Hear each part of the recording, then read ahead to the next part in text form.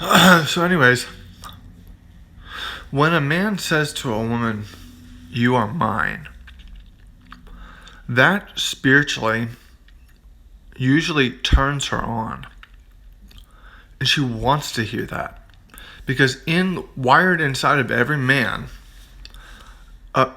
every woman is wired by God to be submissive. They enjoy being submissive. Just likewise, every man is wired to be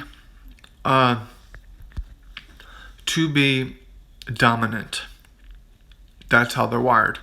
This is why all women struggle to be submissive in our world, and all men struggle to be dominant. But if you, what I was saying about 50 Shades of Grey, if you look at Christian Grey, he says to her, "You are mine," and at least when she kind of, agrees to go along with what he wants.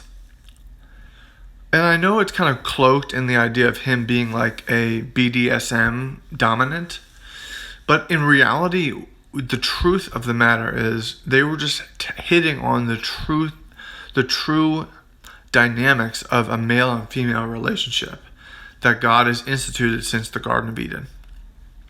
Do you realize that God said this in the Garden of Eden? He said to Eve, he said, "Your desire will be for your husband, and he will rule over you." You may not like that, but that's very clear and very plain. And God doesn't give 3 fucks whether you're a woman or a man. He just says what's right. And so anyways, the problem is that men don't know how to do this and how to speak about this correctly. And they're not strong enough and have enough courage to do it, or enough experience. But it's certainly the truth. And you see Anastasia Steele loves it when he says, "You are mine," and treats her this way. Because a man who has a woman in his possession in a certain sense and says all that, it gives a great deal of comfort to the woman, and the man, it sets his sights on providing for her and taking care of her and protecting her. All it does is bear good fruit.